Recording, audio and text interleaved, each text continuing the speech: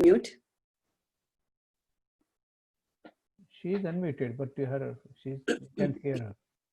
Yeah, I remember last time it happened. All for being here and being such a support for us, because we love to see the audience, and we know it's very early for you in India, but we want to welcome our speaker. I was at the event yesterday at the gala for Pratham, and I thought it was fabulous. I can't believe how you guys pull off such great events. Hopefully we learn from you and be able to do these things. Before beginning anything, I wanted to first thank Lata for having put these rather difficult webinars together with her team.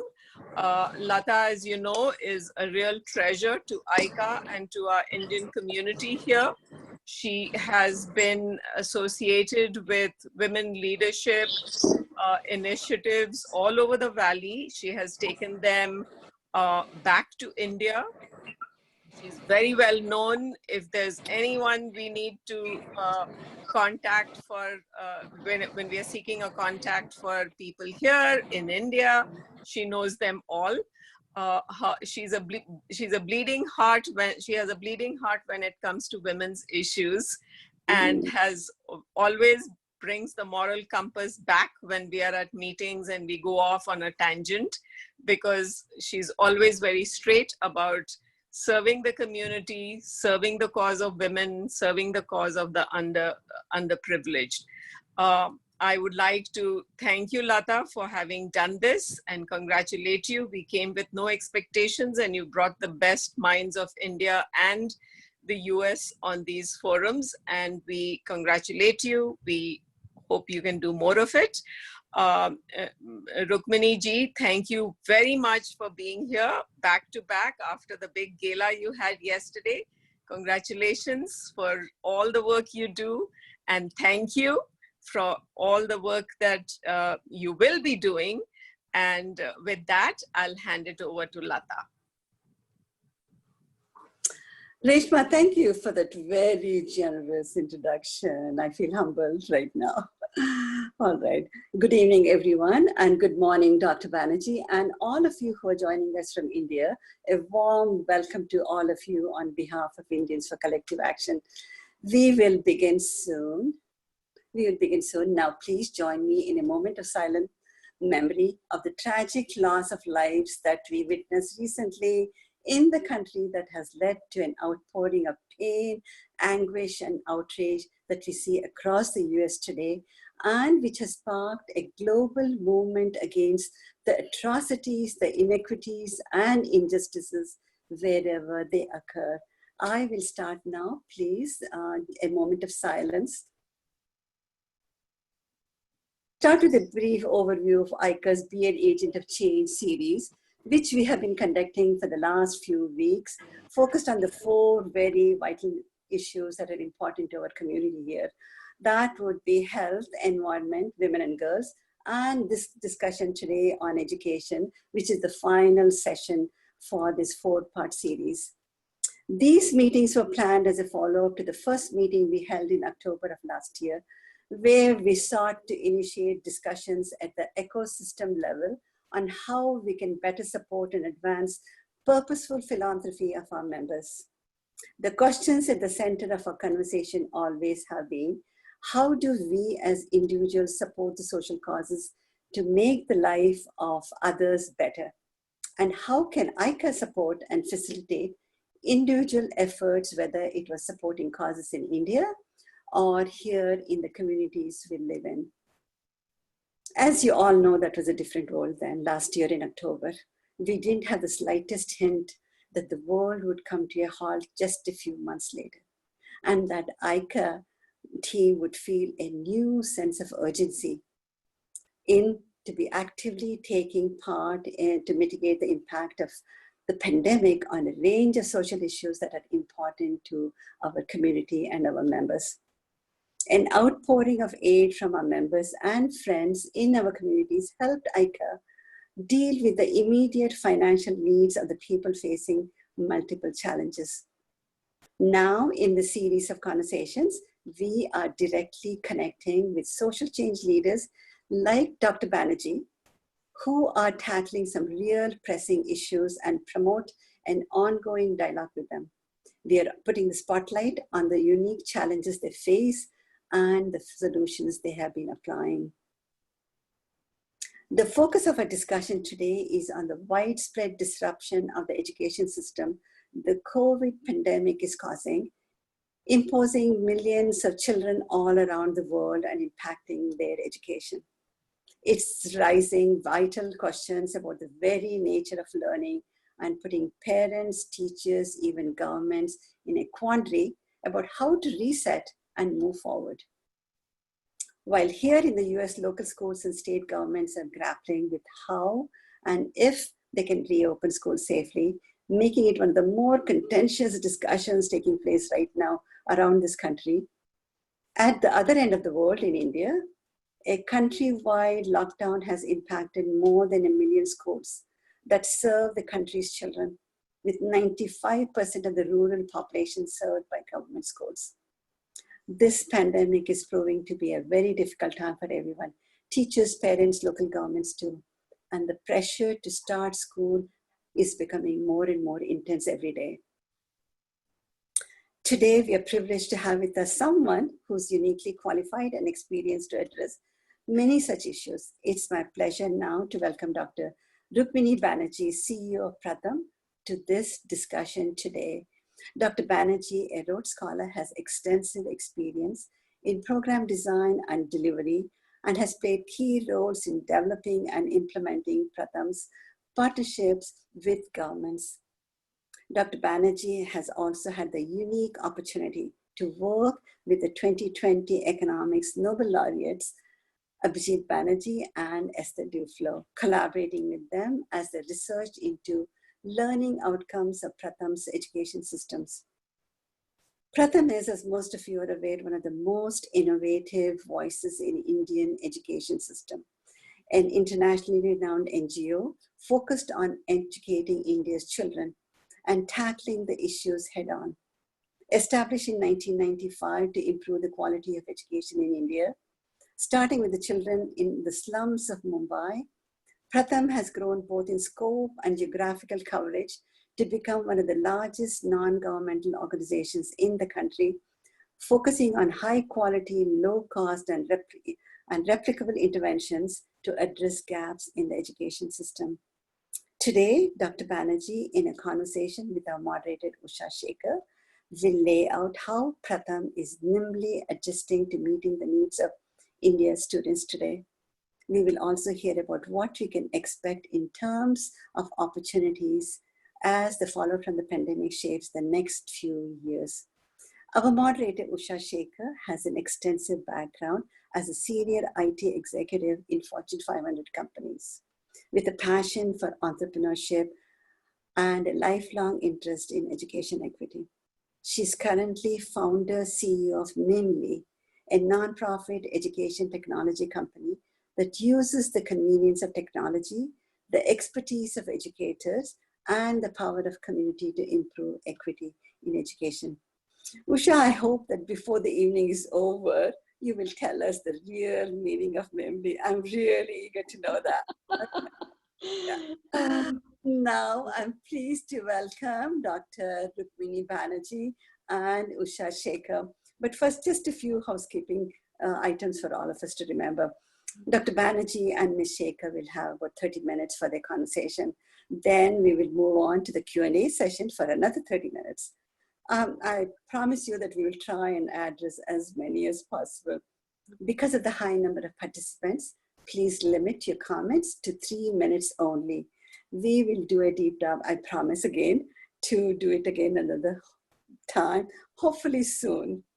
Do send your questions and comments to the chat section, adding your name, your first name and last name, plus the organization that you belong, and also tell us where you're calling us from. Are you calling us from India or right here in the Silicon Valley? If you want to speak, please click on the hand sign on your Zoom screen. And also keep your audio button on mute when not speaking.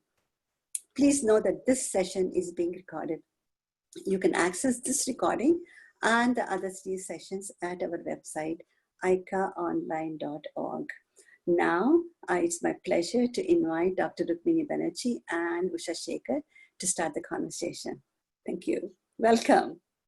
Thank you, Lata. That was a great introduction. And I think I'll take care of one quick question first. Put your curiosity to rest. So memely comes from the word meme, which is spelled M-E-M-E, but we wanted to put it in a way that everybody could pronounce and not call it mem. And meme, the original definition of meme, is that it stands for any concept, any idea, any behavior or action that is learned from person to person. Of course, we have social media memes, but that's not what we are about. And we added the LI to the end of the name because that learning between person to person is for us a learning interaction. So that for us is what meme is all about, because though we use technology, we put people right in the middle of it, the student and the educator. So moving on now to the focus of this evening's discussion, which is Pratham and Dr. Rukmini. We'd like to talk about the whole impact of COVID, but do it as a story, kind of using a timeline form. We'll start with where was Pratham before COVID and the early days of COVID, right now, what is happening, and what can we look forward to? So Dr. Rukmini will answer my leading questions, I hope, and guide us through the story of Pratham during this year so far. But before we jump in to where we're going to start with, which is January of 2020, it would be great to hear from Dr. Rukmini what got her to join Pratham way back in 1999, in the very early days. There's something that attracted her to join a very early stage social impact startup. Essentially, it was a startup. It's a lot of work, it's a lot of promise. What got you there, Dr. Rukmini? Thank you so much, Usha, Lata, and everyone for having me. Please call me Rukmini. The word doctor is quite useless in my life, and it's only useful when the police stop you and then they see on my driving license it says doctor. They say, "Oh, Dr. Saab, you must have been going to a patient," and I don't say anything. I just smile, and so that's the only use of the word doctor. It's wonderful to be here with all of you. My story actually started in Chicago. I was like, many people went to the US to do a graduate study at the University of Chicago. And for my dissertation, I wanted to do field work in India, but it was too expensive to come back and forth. And I had small children by then, so that added another layer of complication. And so my doctoral work was largely data-based and using secondary sources of data. But I felt that I really needed a feel for things on the ground. And so a couple of different things. One is that the University of Chicago, as you know, is on the south side of Chicago. It's a lot more gentrified now than it was in the late 80s. And so you were very aware of a lot of poverty and disadvantage around you. The community was very invested in its public schools. So, which are very common things in the US, but for me coming from India, it was a real eye-opener about how involved people were in local school issues or local park issues. And I think I learned a lot from that. There was a big school reform measure happening in Chicago at the time, particularly to empower local school councils. So although I couldn't vote in the US elections, I could vote in my local school council elections. And that, I think, added to a sense of citizenship and, local ownership of what was going on. While being a graduate student, I think two other things really influenced me. And the University of Chicago gets very upset when I say these, but I'm going to say them anyway. Because I learned, I think, a lot outside the classroom than I did inside. One was that to earn money, extra money, I was a research assistant, actually not even a research assistant. I was a field assistant for a math project, the University of Chicago School Math Project, which is now a very well-known curriculum used in many school systems around the world. And that was being piloted. And so, the job of the field assistant was to go to schools and, use the activities and see what feedback we got.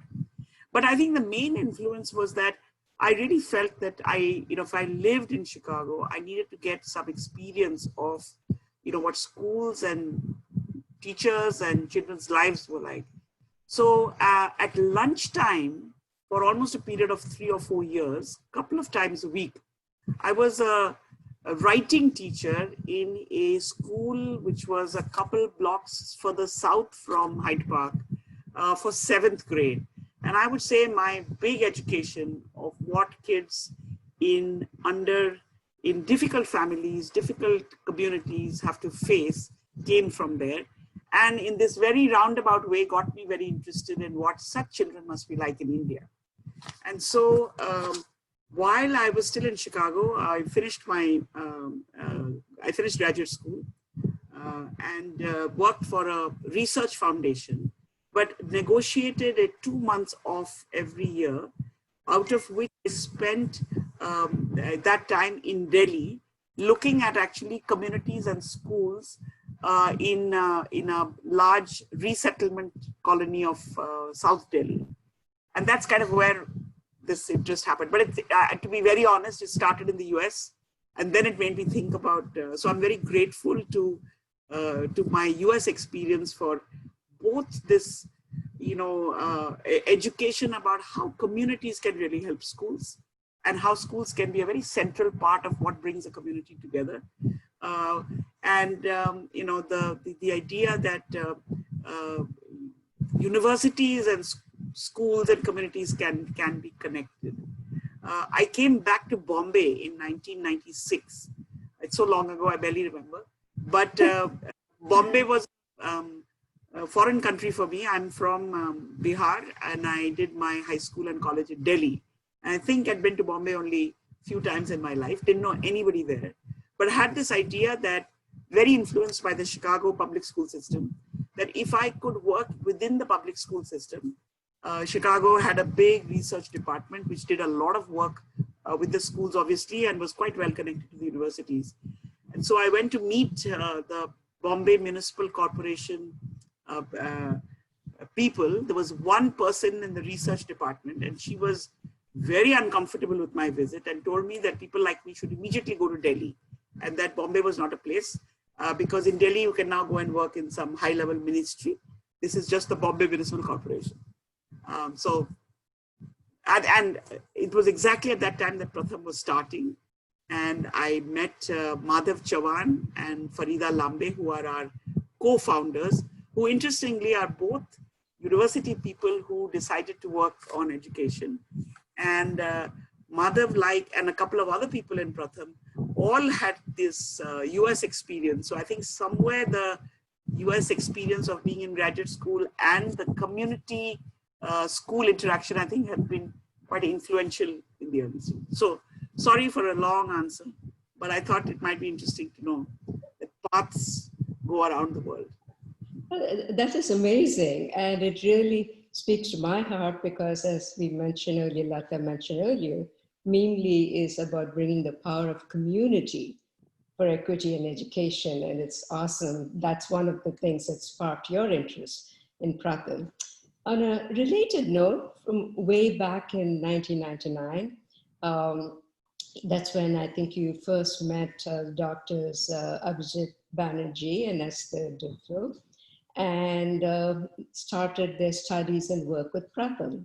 And I think that continued over a few years and multiple times. And can you talk to us a little bit about how that impacted Pratham and how Pratham impacted their work. Because it looks like it was a mutual kind of experience where you both were rewarded. I mean, I can speak for our side. Someday when you meet them, you can ask them about how we impacted them. We were quite, Pratham was still very young, maybe just 3 or 4 years. And of the multiple things we did at that time, and largely in Bombay, actually we had just started spreading out of Bombay. So we did early childhood. We brought a lot of children who were out of school into school. But the big program that was growing at that time was, how do you help kids who are in school but not being able to, academically do well? How do you help them to accelerate? And the program at the time that we ran was in every Bombay municipal school, and there was a volunteer who helped with the children, a local volunteer. So when Abhijit and Esther first came to meet us, for those of you who are familiar with Bombay, we had an office in Grant Road. There's a major intersection where one road comes down from Kemp's Corner and goes towards the Grant Road railway station, and another one goes towards Marine Drive. And our office was on top of a mithai shop called Adarsh Mithai Mandir, one room. So whoever had visitors had to get everybody else in that room out so that you could have a conversation with your visitor. And so Abhijit came to meet Madhav. And so, I guess we didn't get shooed out fast enough. So we were all sitting around.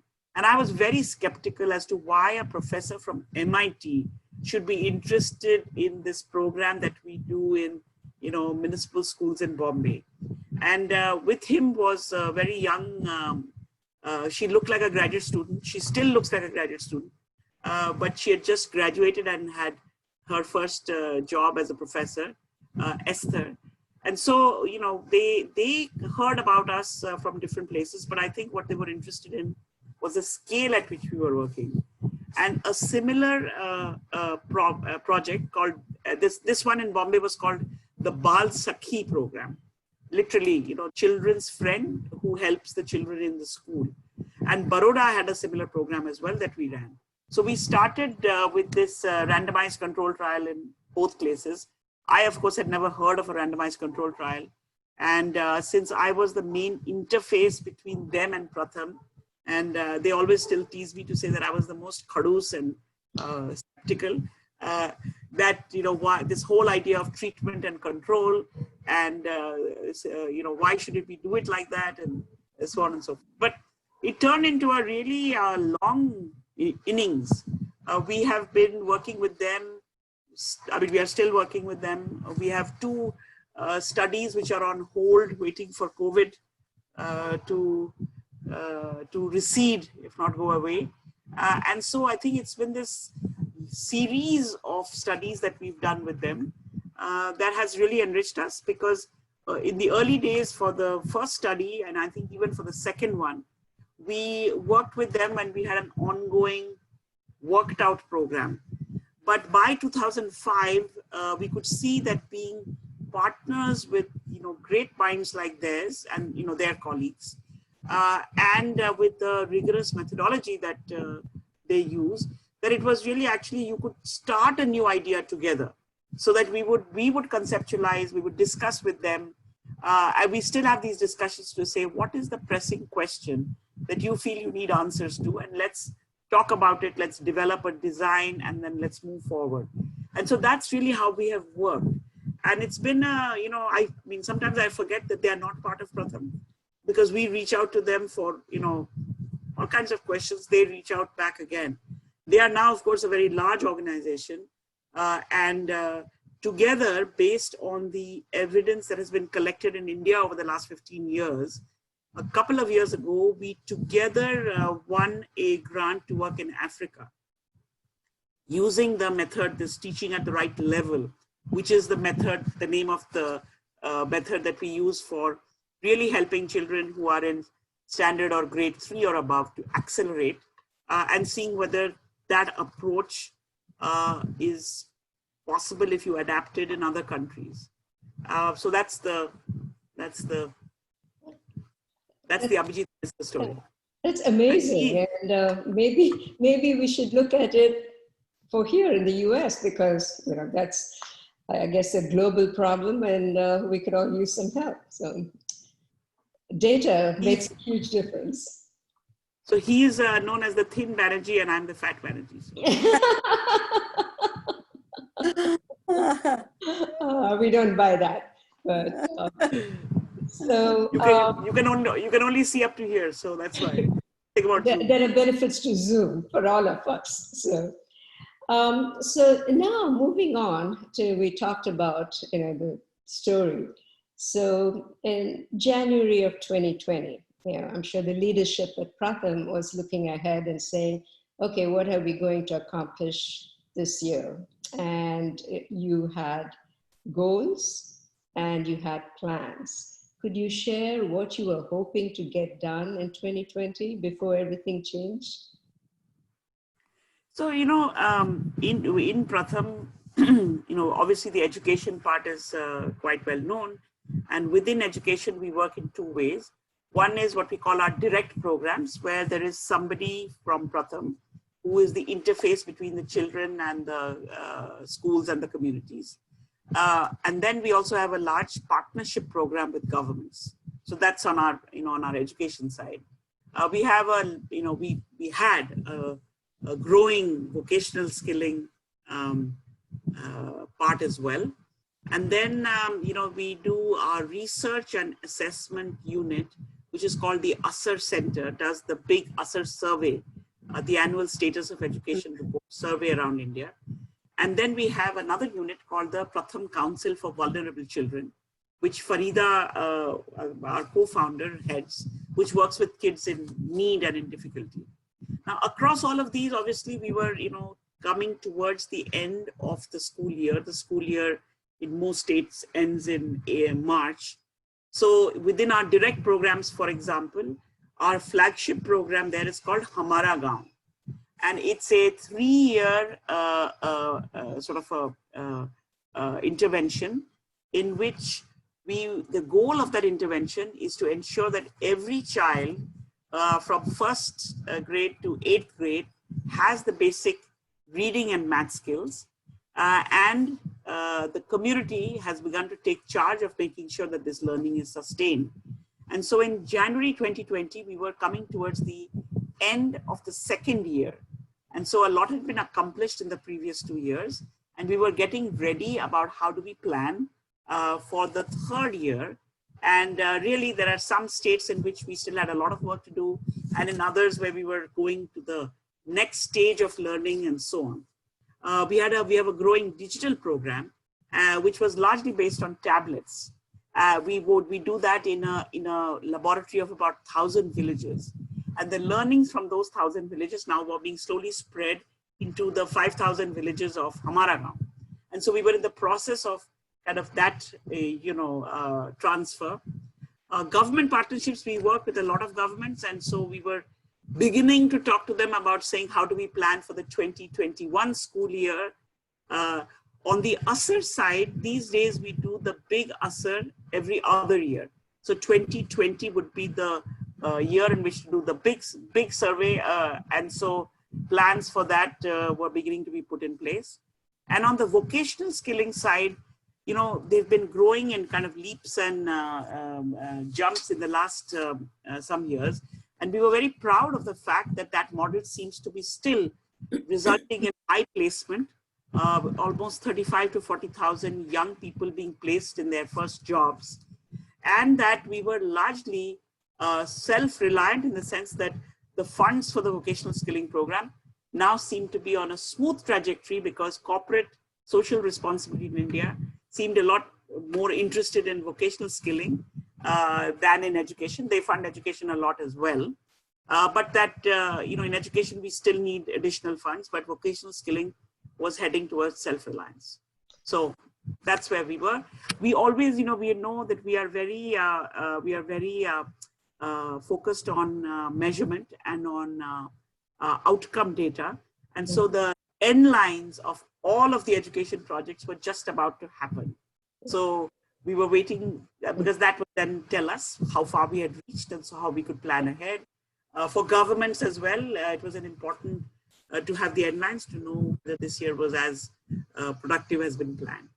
And so that's we were. And I was at a nephew's wedding, and I took, don't take too much time off, but I was off for about 10 days because you know how it is in weddings. You have to make sure that they get married and everybody's fed and so on. This was in early March. And so that's where we were. And that's when things change.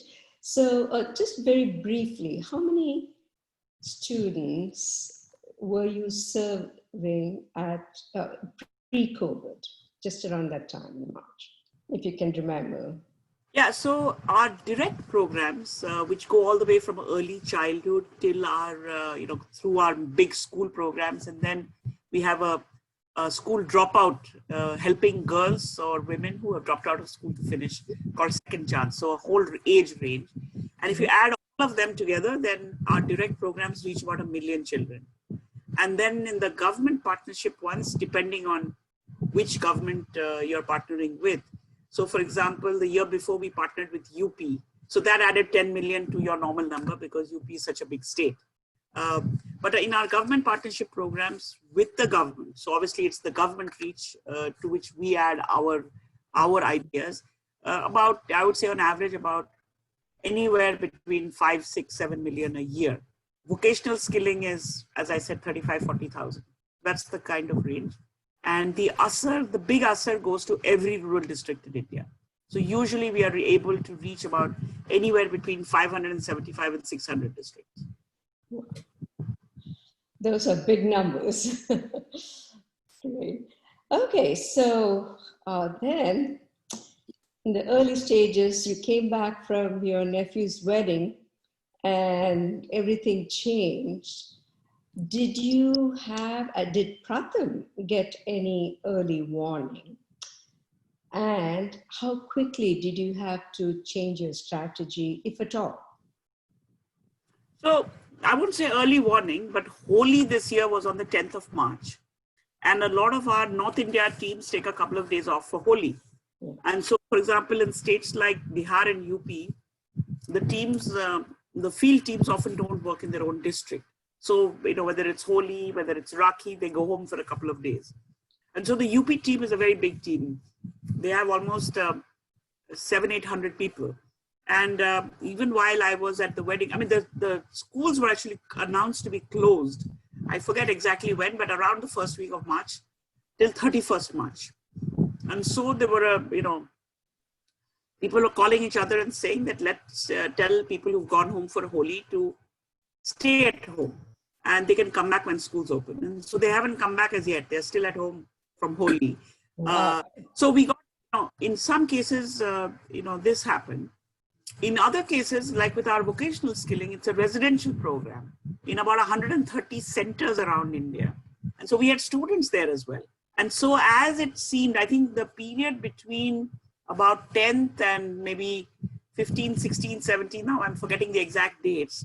For us, the big signal is when they shut down schools, that means that, we need to shut down as well. And so for vocational skilling, the big challenge was, how do you get students back home safely?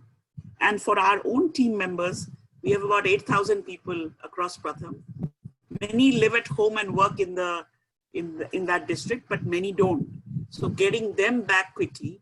And I don't know if too many of you have visited Pratham. These are very obstinate, tenacious people who somehow feel like nothing will happen to them.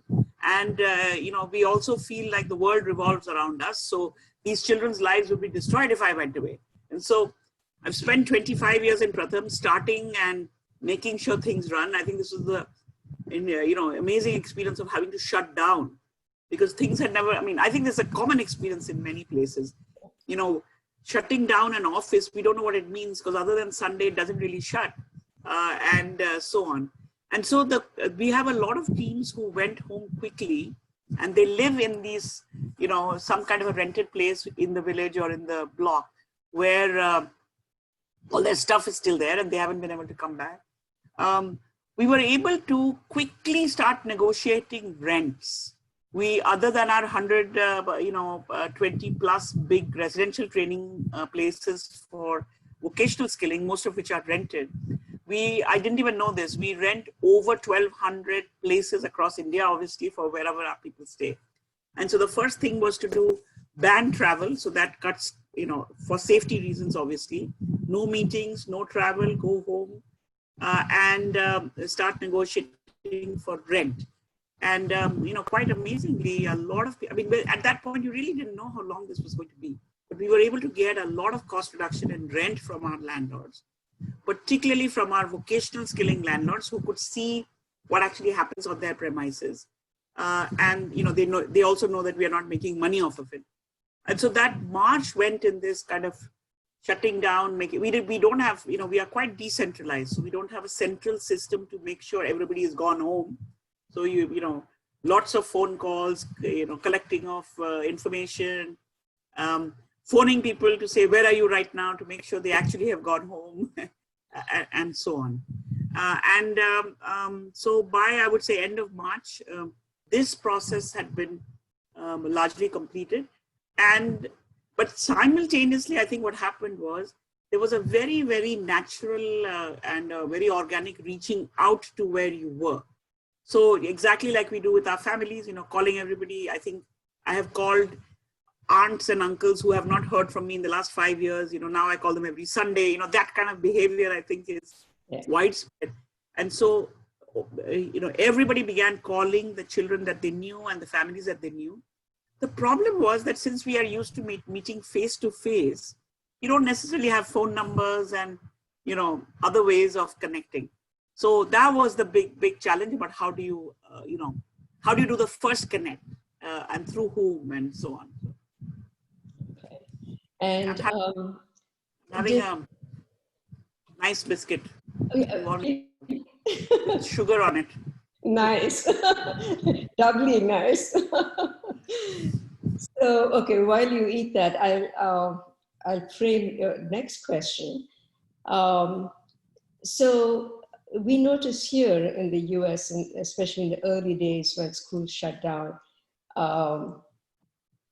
except for the private schools, the public schools that you're familiar with from your days in South Chicago, the public schools did not have anything going for digital distance learning, any of that. And also at that time, people weren't sure how long this was going to be. So for the first 2-3 weeks, it was just, okay, stay home, take a break, let's see what's happening. And then it was like, no, we're not going to open for the rest of the school year. So figure out a way to keep the students engaged.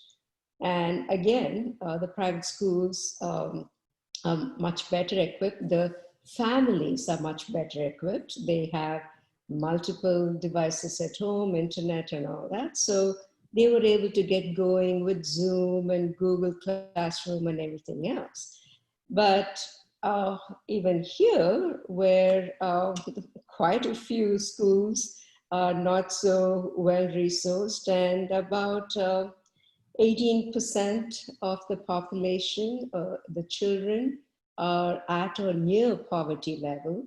They don't have the resources. So in the public school system, a school cannot put out a plan that only serves 80% of their student population. They have to have something for 100%. So they were going back to the basics, handing out sheets and worksheets and so on. Because the students were coming to the school, they were still giving out free lunches. So they could come, pick up their lunch, pick up a worksheet and go home. So did you have to do something similar or anything of that nature? So, our lockdown was, complete. You couldn't move at all. So the going to school was out of the question.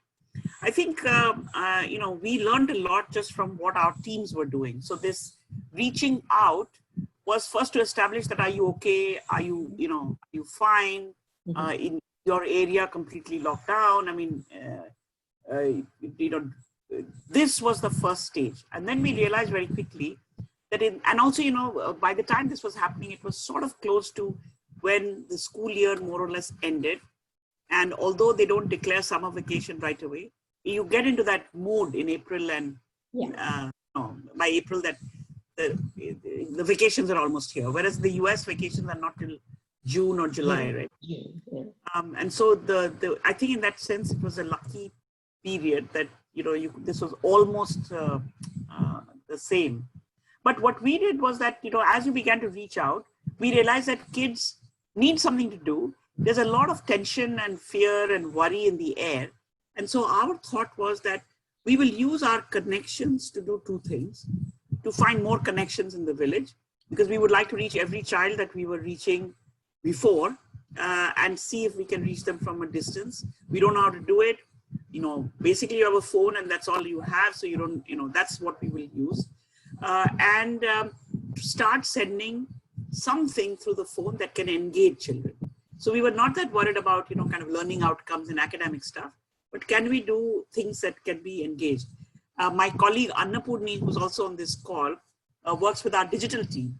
And thanks to actually largely from our supporters in California, we have a very large family foundation, Indian family foundation in LA called the Sarva Mangal Trust, and also some funds from Google, that we had invested in our digital program, which I spoke about 1,000 villages, and we call them hybrid learning. Usha, with the same idea that it's not just the technology, it's the combination of things that you do with technology, things that you do otherwise, and things that involve people. That we had developed quite a bit of digital content. And, luckily for us, the Madhav heads our digital program. He had decided early on that everything should be translated into 11 languages. So we had and I encourage all of you to go to prathamopenschool.org, which is a repository in which all of this is there. And so we were able to quickly send, at least to people with smartphones, a little clip. The campaign was called Corona Thodi Masti Thoda Padhai. So that the Thodi Masti, the fun part was important, and through fun you can learn as well.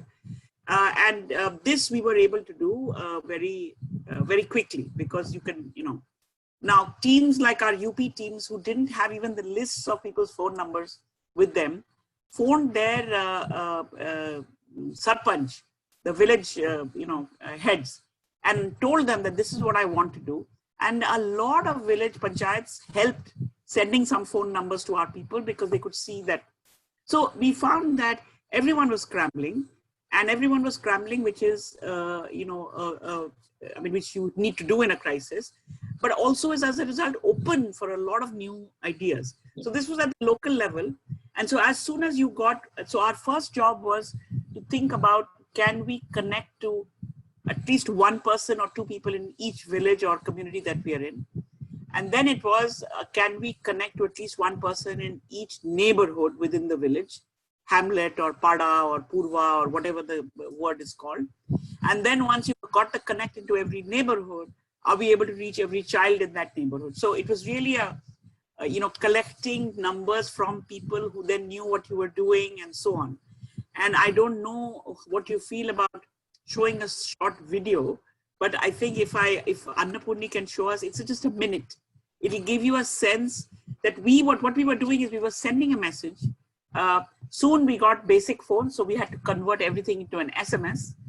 So the SMS messages. So this is, I wouldn't call this online learning. This is one engaging activity to do, and hopefully, it takes up some time so everybody does it.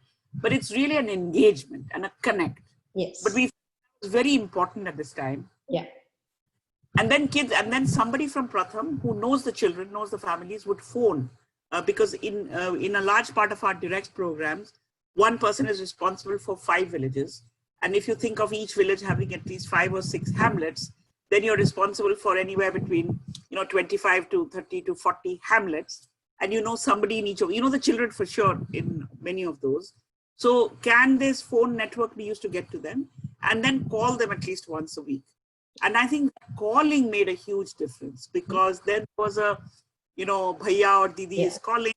And then we saw that, we would send messages to a child through this number, but we would get a video back from another number, because by this time the parents and the children figured out this is a two-way stuff. So they need to get back, and they were excited about things they were doing. They wanted to share. Their children had never received phone calls specifically for them. So there was an even bigger, somebody from our Allahabad team, Banaras team was telling me that now somebody, a parent called and said, please call at 8 o'clock at night. Otherwise he doesn't go to sleep. He's waiting for you. And if we say you'll call on Friday, that's not enough. So please call and say good night to my son. Otherwise he won't sleep.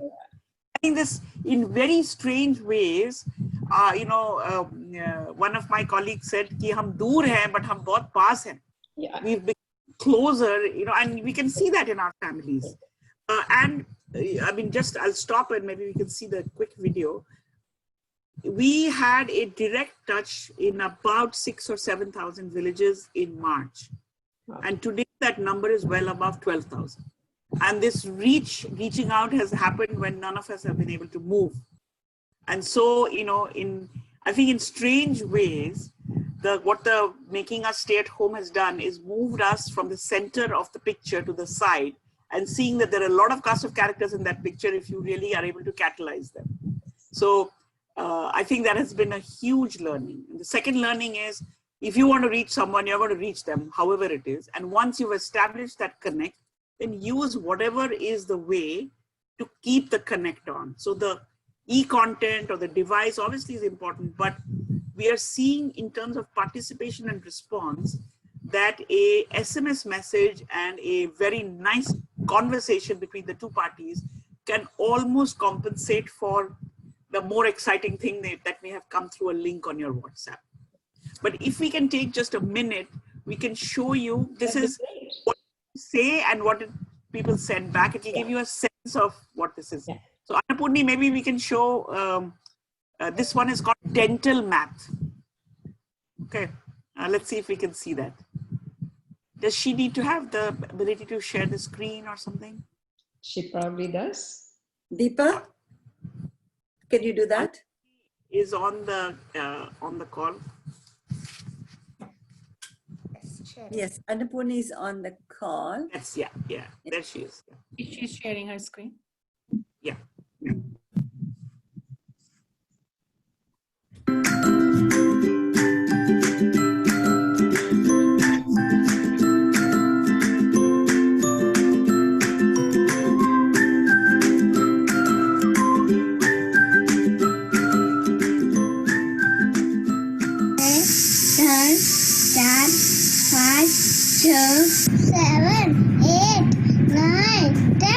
अग्यार bar 13 14 15 16 17 18 19 20 2 3 4 5 6 7 8 9 10 11 12 13 14 15 17 18 19 20 1 2 3 4 5 6 7 8 9 10 11 12 13 1 2 3 4 5 6 7 8 9 10 1 2 3 4 5 6 7 8 9 10 11 12 13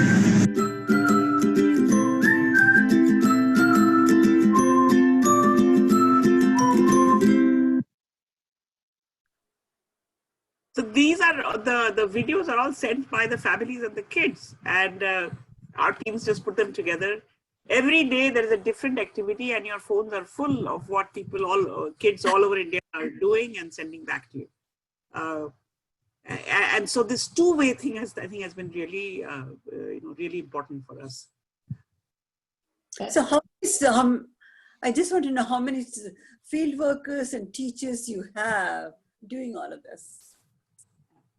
So we have about 8,000 people within Pratham, but I would say that this effort to reach, I think we are sending out, I lose track of the numbers, over 100,000 messages a day. But this often you send to a village, and then within the village, people send to other people.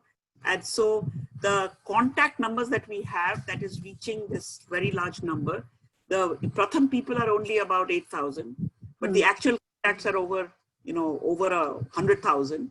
And then they are reaching, through them.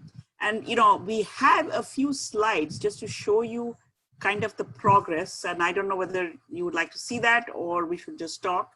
But I wanted to also show you a little bit about how are we analyzing all of this. Because again, like with our usual programs, whatever we do that we think works, we then encourage and share other people to use it. So the digital content, for example, a simple activity to do or so on, was also immediately shared with other people. So many state governments took it on and put it on their portal or are using it in different ways. And then we have over 250 other organizations. So I know, I think Renana spoke at this from Seva. Somebody from Seva spoke at your, yes. And so, we just wondered whether, Seva can use this. So they've become a big user of our digital content for children because everybody has the same problem. They are getting the same SMS messages and the video clips on WhatsApp. And we've been talking to them about other things because we want to learn how they use medical insurance for their members. And I was having a meeting with the head of their medical cooperative. And at the end of it, he smiled very sweetly and said, I have to help you because my children get your messages every day. So it's been I think that collaboration, opening up of spaces, usually with governments, it takes quite a long time before you can sign a memorandum of understanding. But on this participation, either for sharing content or Annapurni can maybe also tell us about, or we can show you how we've been, as the lockdown proceeded, people could see that this is not just for now, we need some longer term, measures in place. So as time went on, you can see that, for example, we were invited by the Maharashtra government who knew about the SMS campaign, which was being used in their area, to say, can we match that with a radio program and, have, link those two so that it's not just what's happening and individually coming to your phones, but there is an environment within which this is happening. Okay. I think I would like to tell both of you is that because there are so many questions coming in, right? And I think maybe we need to start addressing those. Yeah. So I was going to suggest that, we're now at the very last segment and we haven't, and to some extent, Rukmini, you've been touching on all the things that you've talked about, what has changed and how you are delivering your services. But if you can briefly talk about what you see coming down the road for the next 2 years, because that will set the stage for everything else that follows. So I would say that I think fundamentally, many questions have to be addressed again. And in a very simple way, I would say what we do as education and how we do it and who does it and where it happens and everything. I think this is a good time to kind of review it.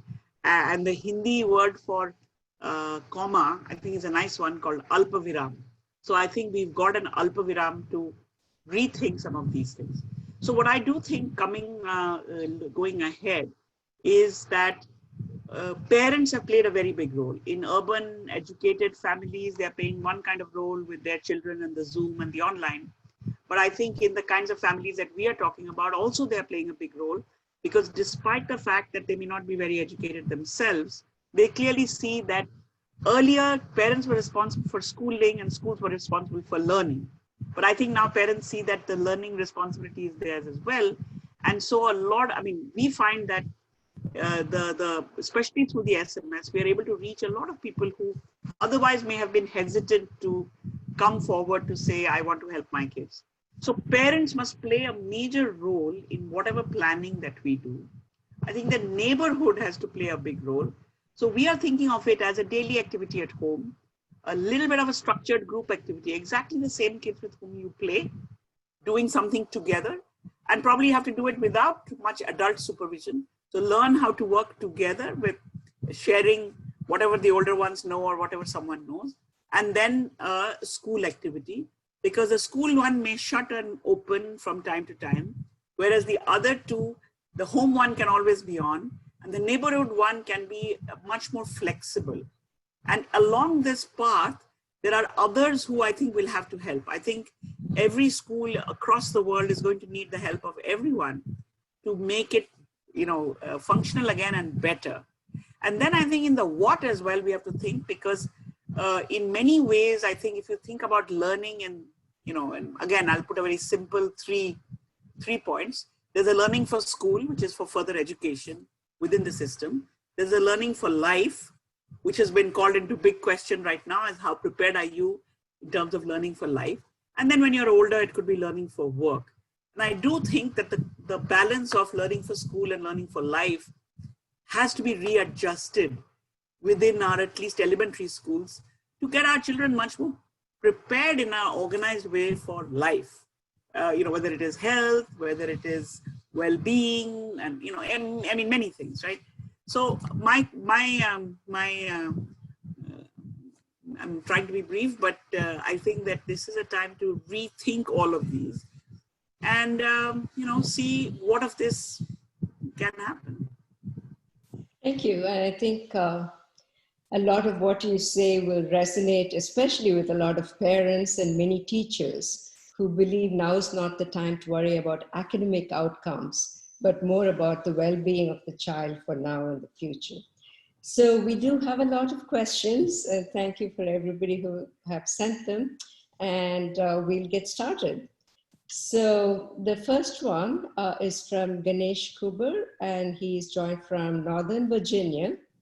And he started doing some work for Pratham about 6 months ago. And he is interested in knowing if you can share your thoughts on how tools and techniques used by Pratham in addressing current pandemic and post-pandemic issues for education systems in India as well as the US. And I think you touched on some of them, but maybe focus on them again. So if I look at any of our education programs, we are quite busy trying to see how we can completely adapt it. Everybody's used to being in a continuous learning mode on a schedule that lasts through the whole year and so on. How do you break that up into, like we did with our SMS, how do you break that up into smaller bits? You can stack up the bits one after the other, but you can also use them independently. So our teaching at the right level, which is really the approach that we've used quite successfully to help children who've reached, at least 7 or 8 and above, to pick up reading and math quickly. We are very busy trying to see how we can do that, but using this distance, phone, and so on. And we did a kind of a pilot in UP, which has one of the lowest learning levels in India, over a period of a month, with a neighborhood volunteer working with kids for just about an hour a day, because it's not clear how much you can be together. And the result, and then so everybody was doing 3 or 4 things a day, one game, one story, one something to write. And at the end of a month, we see pretty promising results. And I think the promising results are actually coming from the children, because everyone is fed up of not having a structured thing to do. So I suspect that the motivation level of children is going to be very high once a structured activity, whether in school or outside, is going to be presented. And so one challenge is, how do you break up the thing that you do continuously into smaller bits, bite-sized bits, maybe tweak it such that a lot more people who may not have the background of teacher training or whatever can, like parents, can swallow it. And then I think the thing that has not changed in Pratham is that everybody still loves data and still feels very motivated by it. And measuring progress in a sort of a very low stakes way, I think is a big fuel for moving forward. So, using hybrid means, I think the other thing we've learned is that our digital program was largely dependent on smart devices and we were looking forward. But we've learned in this entire pandemic, look at whatever device there is, whatever technology there is, radio has become popular. Madhav, who ran a very successful radio program in the 80s, his radio expertise has not been tapped in all these years. And now he's like hot property because we all want to know how to do things well on radio. Many of the present people have never heard radio, I think, but now we are. True. So in a way, you're kind of answering the next question, which was about, do you have a definite plan? Does Pratham have a definite plan to reduce the digital divide in India, especially in the hilly areas and those who are below the poverty line? Because now you're talking about a bit of a hybrid solution to address this problem. I think the variations of access to connectivity is everywhere. You may have a smartphone at home, but children often don't have access to the smartphone. And I think the most personal item that anybody owns is their phone. So you may share your sari, you may share your utensils, but sharing a phone is, is the hardest thing to do. Especially, I think, if it is a much prized possession that one member in the family, usually the father or the brother, has. So there may be a smartphone, but children often don't have access to a smartphone. Basic phones are much more easily available and people are less hung up about basic phones. Maybe because moms have the basic phone or something. So I think that the digital divide is sitting on a big divide. I mean, it's the digital is only the tip of the iceberg. And of course that one exists, and the advantage of educated parents is an intergenerational advantage. You can't do something about that very quickly other than, we cannot educate all the parents to that level right now. But I think that the more you think about how to reach that last child, the more you use resources. And the one resource that we all have is people. And in every village, especially with these returning migrants, the migrants who are returning are often people who are much more exposed to things. They have a set of skills. So rather than looking upon returning migrants as a problem, whether at the family level or the neighborhood level, we should look upon them as resources that have arrived to help us at this difficult time. Now, financial transactions may be difficult because everybody has less money. But I think being able to use human resources to the best of our capability, and everybody wants to help at this time as well. So children are more motivated, I think. So everyone has stepped out. So how do we use that energy in a structured or a little bit systematic way to take kids ahead? The city children are still going to be using Zoom, and the village children are still going to be using SMS. And I don't claim as Pratham we are going to bring about any revolution to equalize all of this. But I certainly think we can do a lot with the kids that we are into. Yeah, it's just a continuous improvement process. So on this, there's another related question, whether you're specifically working with other NGOs in reducing the divide, the bigger divide, the digital divide and overall education divide, especially in areas like Himachal, in the Himalayas. So we, as I said, we share a lot of content with anybody who wants it. If they want help from us, we are happy to help. I think the big players in all of this is government. So Himachal, for example, we have worked with Himachal government over the last 2 or 3 years to set up a pre-primary, a kindergarten in about a third of their schools. And so the entire reach out to the entire preschool community in Himachal is happening with Pratham content and Pratham ways of working, but embedding it into the government system. So that the idea is that every child in Himachal who's of preschool age gets one song, one story, one game coming to their parents, and it's coming through the school system and through the Anganwadi system. So there's a whole system in Himachal by which at the district level, there are a key set of people who get these messages every day who then pass it on. And they have been having a conversation with us, although Himachal is already locked down. I mean, people are moving around, public transport is available, they've been less affected, but they don't think they're going to open their schools for several months. So we had a call, I think last week, or maybe it was this week, on how do we now put a radio coverage on it. They are already using TV for different things. And so there's been a lot of partnership, or there've been a lot of, I think, bringing in of any digital content that is out there. And now the challenge is, how do you match them all, and how do you create a consistent frame, which governments will have to do. See happening with the teachers.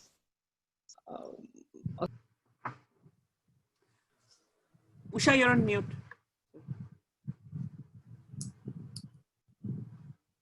Unmute myself. Okay. So to get it back to the teaching part, so you've talked about how you can use the parents, use the community and your staff and everything that you're doing, and getting these micro lessons out and the two-way engagement, all of which is awesome and necessary. What is the role of the school teachers at this time? What are they doing? So different states, have been doing different things. So we have, let's say we have two kinds of teachers. One is a teacher who actually lives in the same village where the children are. I'm sure that teacher has been way more effective because they know the kids, they can meet them. I'm sure children come to them and so on. But teachers who have to commute from a distance, I think that problem is going to remain for a while, because if there's no public transport, you can't get there. Moving around in public transport still is a bit of a worry. So there are states who are saying that now that it's July, teachers report to the school and then they start visiting, different neighborhoods and sort of start assigning things. Or like you were saying, there have been other states who are printing large numbers of worksheets, which can then be distributed.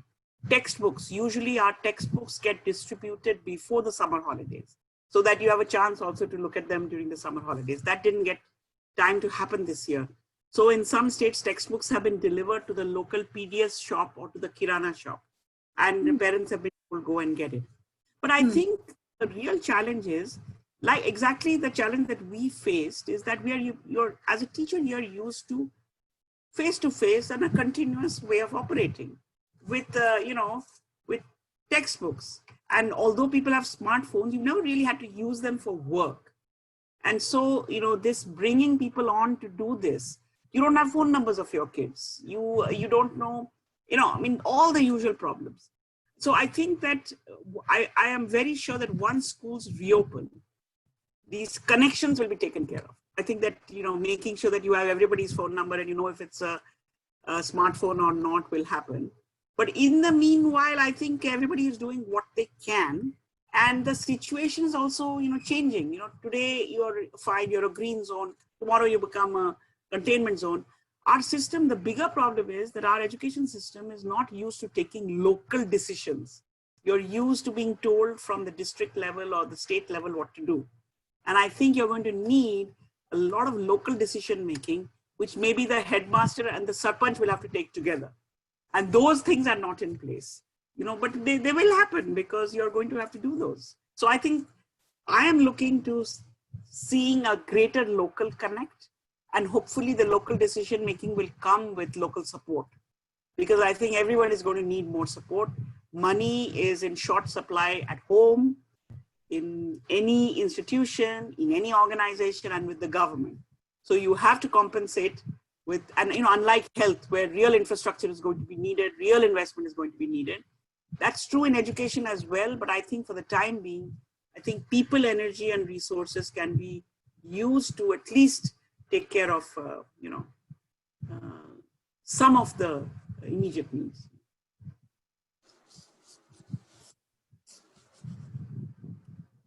Usha, you're on mute again.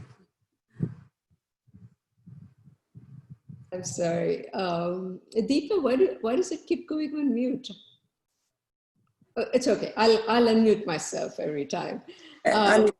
Yeah, no problem. So given what you're talking about, so would you say that the expectations for education over the next year and a half, through 2021 are going to be different, and related to that, would the expectations for Pratham be different? I think that, again, I think we are not unique. India is not unique. There is going to be tussle of expectations versus practicalities. Mm. Children and parents whose kids are at transition grades, going to finish high school, are very worried about how this year is going to play out. We already had our last exams, the 10th and the 12th. Many states were not able to complete them, but they've had to declare the results. So I think that those tensions are, is my child's future going to be harmed because they couldn't give the 10th or the 12th exam or the entrance exams or so on and so forth? If there's less time left in the school year, how will this, huge syllabus be, I think these are real tensions, and we'll have to, there is all this talk about, lightening the curriculum, which is also being debated very heavily. An interesting study that I heard recently from Pakistan, after the earthquake, which was, I think, 5-6 years ago, they did a bunch of economists did a study with the villages which were very close to the epicenter of the earthquake and some which were further away. And they went back 4 years later and looked again. And what they found is, economically, people had recovered almost to the pre-earthquake time, but learning levels had not. And the analysis that they did is that the difference in the learning levels between those children and children elsewhere in the country could only about 10 or 15% be attributed to school closure. The rest of it is what was done when they came back. And when they came back, there was a big rush to do business as usual, to cover, we are very hung up about our curriculum and our syllabus, to cover the chapters quickly, rather than to see whether the kids are actually learning. So I think that is a big, there are very few studies like this, but I think when kids come back, when schools reopen in whatever form, we must make sure that the basics are in place before rushing to complete, because if you rush, you're only going to perpetuate more rote learning, more completion of syllabus. So I feel like you could use the 2020 school year to really fix the foundations that needed to be fixed anyway. We had, quite low levels even before this. They're likely to have slipped a bit further. And so use this time, because if you invest well in the foundation, the acceleration later will be much faster. But this is difficult for kids who are already going to high school. Yes. It work for kids at primary school. It will make the life of everyone easier, because I think a lot of people can help. The government has announced a national mission for literacy and numeracy. Hopefully somebody is listening to the kinds of things that we are saying.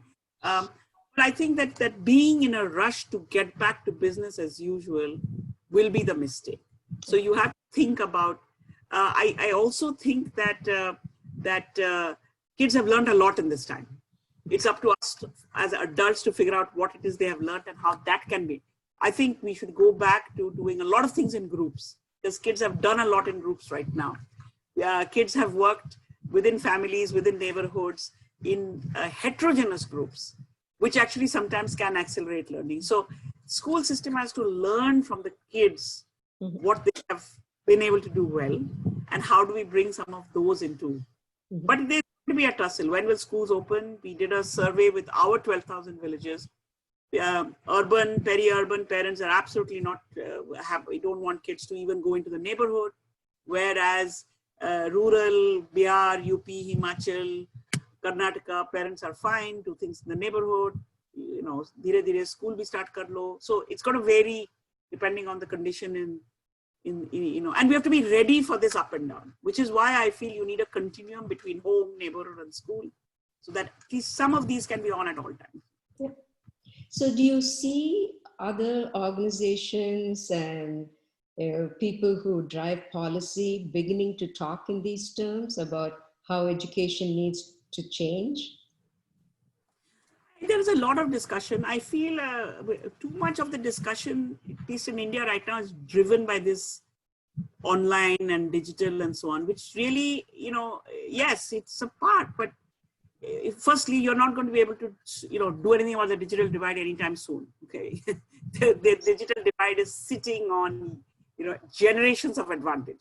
Yeah. So unless you do something dramatic like having digital libraries in every village where you can borrow devices and, but these are going to take time I think there needs to be a much more discussion about, practical things, about the fact that, how do I, we have the big Narega program, for example. Why can't volunteering in a school for a period of 2 months be part of Narega? Because you are going to have people, they are there.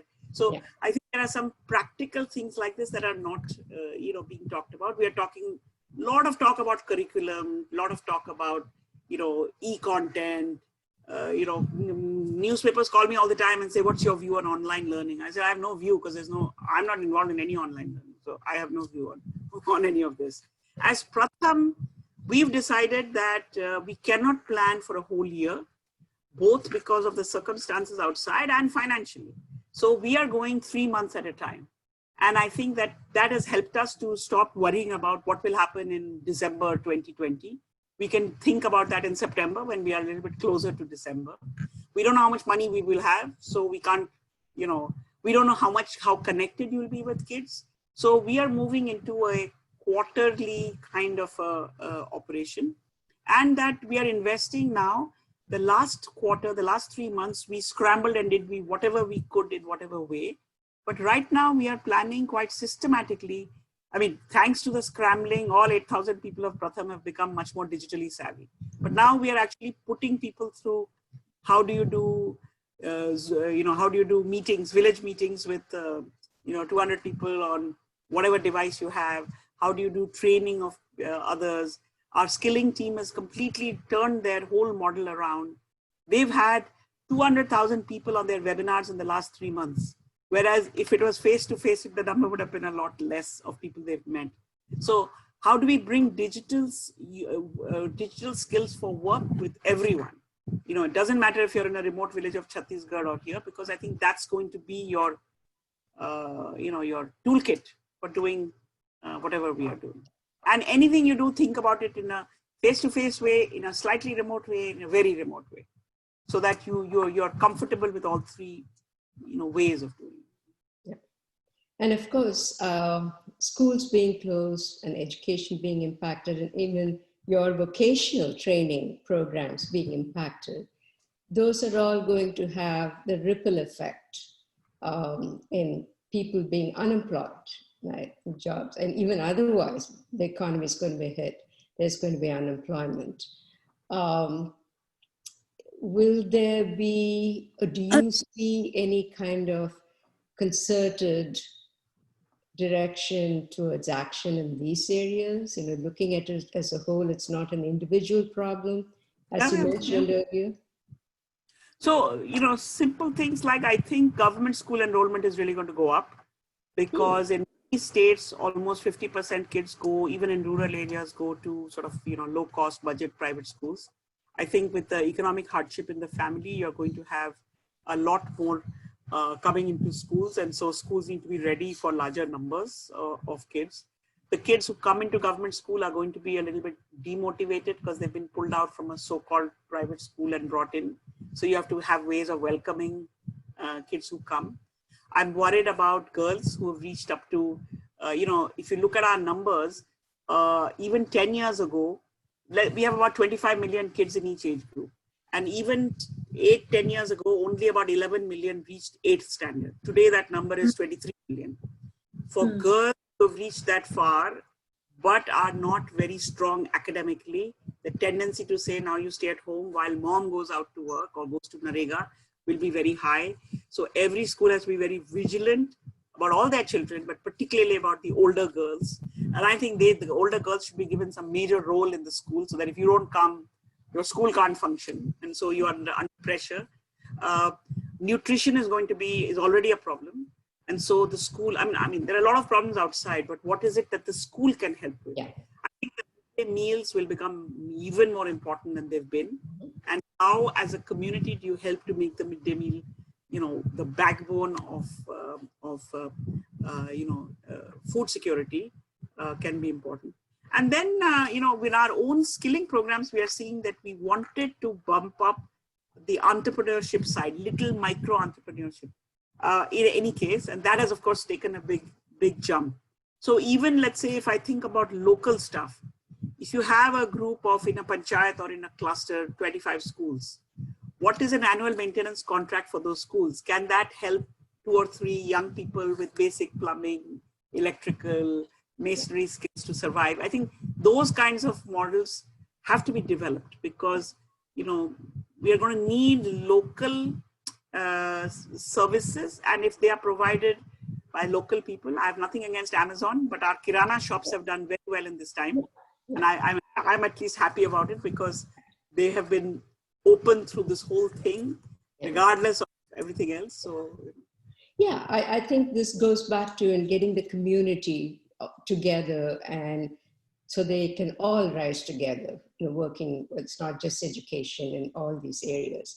So it looks like we are about ready to stop now in the Q&A, and I will hand it over to Lata to take over and take us to the close. I know, I'm so sorry that we have to bring this to an end. It was such a fascinating conversation. But what we can do is, Dr. Banerjee, Rukmini, if you don't mind, I will collect all those questions and send them to you. If you don't mind answering and sending it back to us. And then we'll take it up that way, because I think we don't have any more time for all of those. There are lots of questions there, really. So we'll do that. I'll send them all to you, and you can take care of that then, you know. Now, just a few, Usha, did you have anything to say? Usha? Usha is on mute. Okay. Anyway, this has No, I don't have anything more to say. I know we are short on time. And I would also suggest if anybody has questions for me, they can send them to you. I'd be happy to answer them. But Wonderful. This is really about Pratham and Rukmini. So let's focus on that. Yeah, okay. All right, thank you. I will certainly look at all the questions and see where it should go. Okay, thank you. This has been an amazing 90 minutes session, you know, sort of full of understanding, full of getting us information about the educational ecosystem that we really are not aware of what's happening there, you know. How do we make sense of our roles and our purpose here and all of those kind of things. Rukmini, thank you so much for your brilliant insight into the current status of education in India, the innovative solutions that you're coming up with Pratham and applying them, and a bit about what the future holds for the children of school and for all the kids. I think everywhere think we all have a lot to learn from everyone. So that was amazing and very insightful for us. Nusha, thank you for an exceptional job in highlighting the work of Rukmini as well as Pratham. Thank you also for sort of putting in a little bit about what's going on right here. You know, the picture that you painted about the support that's being created right here in the Bay Area. Heartfelt thanks to the many of the NGO representatives who have joined us from India, especially at this very early hour. And thank you for being with us during these very incredibly challenging times. Today, we got an opportunity to get some insights from one of the leading social change leaders, as well as from our grassroots partners who shared some reflections on the crisis and the possible solutions. How they enact change, how their current moment can be used to strengthen the social causes. You have all been inspirational for us. While there's no one-size-fits-all approach to bringing about social change, together you have given us a glimpse into the multiple avenues available for making a difference. Maybe even incorporate some of them into our own lives and help shape it. I invite our audience to decide on the action that you want to take that touch your heart, one that will help you make it through these challenging times. Stay safe in the pursuit of rebuilding a better future for the children of the world and for the children of India in their educational pursuits. Thank you all. And before you leave, please don't forget to provide your feedback to the survey that you'll be getting pretty soon in your mailbox. Again, thank you all. Thank you, Rukmini. Thank you, Usha. Thank you to all our ICA team and to all of our attendees. Thank you again, and good night from California. Thank you, Lata, and thank you, Rukmini. That was amazing. And I think all of us are inspired and we've learned something new. I for sure have. So thank you. Thank you. Thank you, It was Usha. great being with all of you. And at least, thanks to COVID and thanks to Zoom, able to meet people. Maybe that's one of the only upsides of this whole thing. Thank you so much. It was amazing. Thank you. All right. Bye-bye. Bye-bye. Bye-bye.